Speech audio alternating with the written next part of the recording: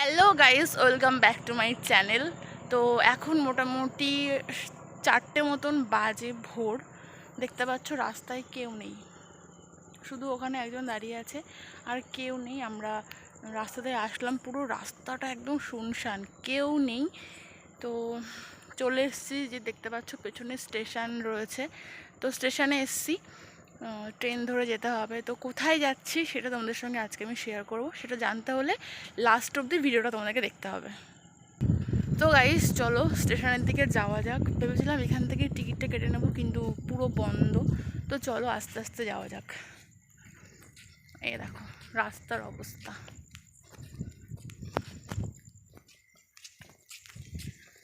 আমি আর ভাই হচ্ছে গিয়ে সাইকেলে করে চলে এসেছি, আর মা হচ্ছে পেছনে আসছে। কেউ নেই, ভাবছি আগে আগে এসেই কী করলাম, ভয় ভয়ও লাগছে একটু, কারণ কেউ নেই, শুধু আমি আর ভাই। তাও ভাই আগে চলে গেছে। উফ। তো চলো। আর এই যে দেখতে পাচ্ছ এই কুর্তিটা পরেছি, এই দেখো পেছনে আর একটা লোক আসছে। সকালবেলা উঠেছি অনেকক্ষণ আগেই, কারণ মোটামুটি ওই 3টে নাগাদ উঠে পড়েছি। উঠে স্নান দান করে তারপরে পুজো দিয়ে তারপরে রেডি হয়ে তারপরে বেরোলাম। তো চলো কোথায় যাচ্ছি সেটা তোমরা পুরো ভিডিওটা না দেখলে বুঝতে পারবে না, তার জন্য তোমরা সঙ্গে থাকো। চলো, ফাইনালি গাইস ট্রেনে উঠে বললাম। আমাদের বাতকুলা থেকে যে 4:30-এর যে ট্রেনটা আছে ভোরবেলায়, সেই ট্রেনটাতে উঠেছি। দেখতে পাচ্ছ বাইরের একদম হালকা আলো উঠেছে কেবল। তো চলো এবার যেতে হবে সামনের দিকে। দেখতেই পাচ্ছ বাইরের এই মানে আবহাওয়াটাও ভালো লাগছিল, আর বাইরের দৃশ্যটাও খুব সুন্দর লাগছিল। তো এবার আমরা এখান থেকে সোজা যাব ব্যারাকপুর স্টেশনে নেমে ওখান থেকে অটো ধরে তারপরে কিন্তু আমরা শেওড়াফুলি ঘাটে যাব। দেখতে পাচ্ছ বাইরের দৃশ্যটা কেমন, খুব ভালো লাগছিলো এটা দেখে। কিন্তু এত সকালে ঘুম থেকে উঠে যাওয়াটা একটা বড় ব্যাপার। তো চলে এসেছি দেখো ব্যারাকপুর স্টেশনে। এই যে নামলাম, আর এই যে সামনে দেখতে পাচ্ছ এই যে ব্যারাকপুর স্টেশন। তো ব্যারাকপুর স্টেশন থেকে নেমেই কিন্তু বাঁদিকে যে অটো স্ট্যান্ডটা রয়েছে, তো এখান থেকে সোজা একটা অটো ধরে চলে যেতে হবে শেওড়াফুলি ঘাট। এখানে মোটামুটি ওই তো সবাই মোটামুটি 30 টাকা করে, মানে একজনের 30 টাকা করে নেয়। তো আমরা অটোতে আর যাইনি, আমরা টোটোতে গেছিলাম। দাঁড়িয়েছিলাম অনেকক্ষণ, দেখতে পাচ্ছ এই যে, কারণ আমরা অনেক ভোরে ভোরে নেমে পড়েছিলাম তো ওখানে, সেই জন্য। তো আমরা অটোতে না গিয়ে অটোতে না গিয়ে আমরা টোটোতে গেছিলাম। তো ফাইনালি চলে আসলাম ঘাটে, দেখতে পাচ্ছ। তবে এখানে এসে যে দৃশ্যটা দেখলাম, এটা এত সুন্দর লাগছিলো, আর এত হাওয়া, মনে হচ্ছিলো এখানেই অনেকক্ষণ থেকে যাই। কিন্তু আমাদের লঞ্চ ওদিকে চলে এসছে, তো যেতে হবে। আর এই যে দেখতে পাচ্ছ এখানটায় মা প্রণাম করছে। এটা হচ্ছে, প্রথমে বুঝতে পারিনি, তারপরে দেখলাম হ্যাঁ গঙ্গা পুজো ছিল, যেহেতু আগের দিন, সেহেতু গঙ্গা ঠাকুরের এখানে পুজো হচ্ছে, তো তারই এখানে মূর্তি রয়েছে। আর যে দেখতে পাচ্ছ ঘাট, এত হাওয়া হচ্ছিল গাইস বলার মতন না। দেখো আমরা কিছুক্ষণ দাঁড়িয়েও ছিলাম এখানটায়, কারণ ওদিকে লঞ্চ চলে এসছে, লঞ্চে তো উঠতে হবে, দিয়ে ওপাশে যেতে হবে। আর এখানকার দৃশ্যটা এত সুন্দর, আর এত জল জল দেখেই মানে মাথা খারাপ হয়ে যাচ্ছে, আর জলের ভীষণ ঢেউ ছিল। তো দেখতেই পাচ্ছ এই দেখো পেছনে একদম পুরো জল, একদম ঢেউ খেলছে, আর আমরা এদিকে সামনের দিকে চলে যাব। আর এত হাওয়া, একটু দাঁড়িয়ে নিলাম। তো যাত্রীরা যতক্ষণ নামছে আমরা ততক্ষণে কিন্তু এখানে একটু হাওয়াটা খেয়ে নিই। আর দেখতে পাচ্ছ নিচে কিন্তু ওই অগাধ জলের মধ্যে একজন দাঁড়িয়ে মানে সূর্য দেবতাকে নমস্কার করছিল, সেটা দেখছিলাম। আর যে ভাই পেছনে হাই করছে।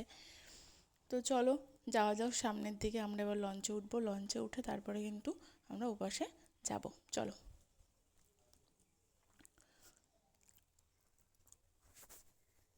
তো গাইস ফাইনালি চলে এসেছি। এটা হচ্ছে শেওড়াফুলির ঘাট বলে এটাকে। তো এখন লঞ্চে উঠতে হবে, চলো।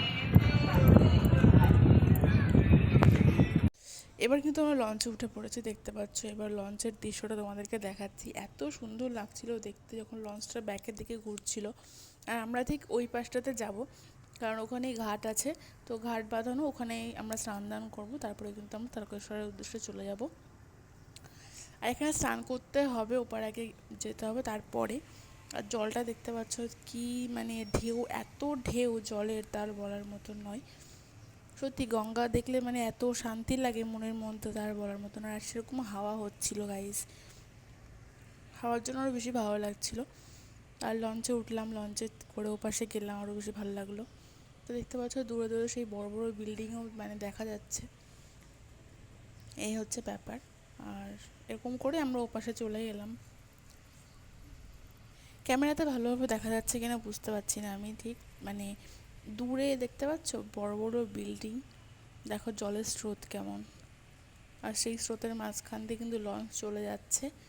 আর ওই যে দূরের দিকে দেখো, দূরের দিকে দেখলে বুঝতে পারবে যে আমরা কিন্তু ওই লঞ্চ থেকে মানে ওই পার থেকে এই পারে চলে আসছি। আর ওই যে সামনের দিকটা দেখতে পাচ্ছ, ওই দিকে কিন্তু বড় বড় অনেক বড় বড় বিল্ডিং আছে। এখান থেকে ক্যামেরায় হয়তো অতটা ভালোভাবে বোঝা যাচ্ছে না, কিন্তু আমি ওখান থেকে ভালোভাবে দেখতেই পাচ্ছি, মানে পেয়েছিলাম আর কি। এই দেখো জলের কি অবস্থা, এত ঢেউ। তো যারা সাঁতার জানে তাদের কিন্তু বেশ ভালো হয়, এর মধ্যে সাঁতরে যেতে পারে অনেকেই। আর যারা সাঁতার জানে না তাদের তো কোনো কথাই হবে না। তো দেখো জলের ঢেউটা কেমন, এই করে করে কিন্তু আমরা ওপাশের দিকে চলে যাচ্ছি আস্তে আস্তে। লঞ্চ মানে ওপাশের দিকে যাচ্ছে, এ দেখো প্রায় কাছাকাছি চলে এসেছি। তো আমাদের কিন্তু মানে ঘাটের থেকে একটু দূরে, মানে লঞ্চ যেখানে দাঁড়ায় ঘাট থেকে একটুখানি দূরে, তো আমরা সেখানে নামবো, তারপরে কিন্তু আবার সেখান থেকে হেঁটে আর ওই ঘাটে যেতে হবে। এখানে পরপর 3-4টে ঘাট আছে। এই দেখো লঞ্চে চলে, মানে লঞ্চ যেখানে দাঁড়াবে সেখানে এপারে চলে আসলাম আমরা। আরও ওপাশে দুখানা লঞ্চ দাঁড়িয়ে আছে, কিন্তু ওর মানে ডেকোরেশনটা আবার অন্যরকম, একটু মানে সাজানো গোছানো। আমার মনে হয় ওটা বুকিংয়ের জন্য পারপাস, বুকিং পারপাসের জন্য। দেখা ওখানে লেখা রয়েছে শেওড়াফুলি বলে লেখা রয়েছে। হয়তো কোনো অনুষ্ঠান টনুষ্ঠান হলে ওই লঞ্চ মানে ভাড়া করা হয়, এরকম কোনো ব্যাপার হতে পারে, আমি সঠিক জানি না। তো চলো এবার এপাশের দিকে নামা যাক।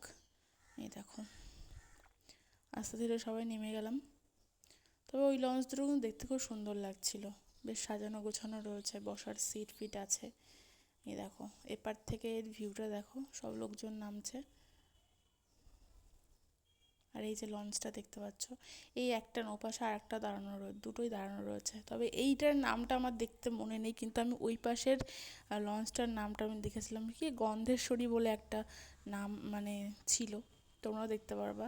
এই দেখো এটা খেয়াল করিনি, কিন্তু এই পাশেরটা দেখেছিলাম, দেখো গন্ধেশ্বরী বলে লেখা রয়েছে। তো দুজনকে এরকম দাঁড় করানো রয়েছে। আর এখানটায় দেখতে পাচ্ছ এই যে নিচের দিকে আর একটা ঘাট আছে, কিন্তু এখানটায় মানে ব্যবস্থাটা অতটাও ইয়ে না, মানে নামার মতন জায়গা নেই। দেখো নিচের দিকে বেশি নামতে পারবো না, তোমাকে এখানে বসে বসে স্নান করে ওপাশ দিয়ে চলে যেতে হবে।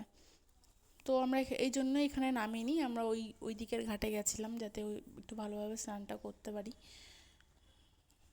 তো ভাইও সেটাই বলছে যে এইখানে নামতে হবে না, ওই পাশের দিকে নামলেই হবে। আর এই দেখো ভিউটা কি দারুণ লাগছে। তো ফাইনালি চলে এসেছি ঘাটে। এবার এখানে যে প্রবলেমটা হচ্ছে সেটা হচ্ছে আরেকটা ঘর কিনতে হবে, সেজন্য আমি এদিকে চলে আসলাম। আর ওরা সবাই কিন্তু ঘাটে রয়েছে, তো আরেকটা ঘট কিনবো এখানে, যেই জন্য আমরা বাড়ির থেকে ঘট কিনে নিয়ে এসেছিলাম। এই দেখো আবার একটা ঘট কিনতে হলো। এই যে ঘরটা মোটামুটি 30 টাকা নিয়েছে, আর ওই শিকেটা দিয়ে মোটামুটি টোটাল 50 টাকা মতো নিয়েছিল। তো যাই হোক আরেকটা ঘট আমরা কিনে নিয়ে আসলাম। এবার স্নান করব, স্নান করে তারপরে কিন্তু সোজা স্টেশনে যাব। তো গাইজ স্নান করা হয়ে গেছে, স্নান করে টোরে এবার দেখো চলে এসেছি। আমরা প্রথমে ভেবেছিলাম হয়তো শেওড়াফুলির মেন যে স্টেশন আছে ওটাতেই যেতে হবে, কিন্তু না, সেকেন্ড আর একটা আছে স্টেশন, তো সেখানে যেতে হবে। এই দেখতে পাচ্ছ স্নান করে জল ভরে নিয়েছি। এবার কিন্তু আমরা সেই স্টেশনের দিকে যাচ্ছি, গিয়ে তারপর সেখান থেকে কিন্তু তারকেশ্বরের ট্রেন ধরে তারপরে আমরা তারকেশ্বরে গিয়ে নামবো। তো ওখান থেকে মোটামুটি অনেকগুলো স্টেশন ছিল, অতগুলো আমি গুনতে পারিনি। মোটামুটি 8টা-9টা তো হবেই প্রায় স্টেশন। সেই স্টেশন পার করে কিন্তু আমরা গেছিলাম। এই দেখো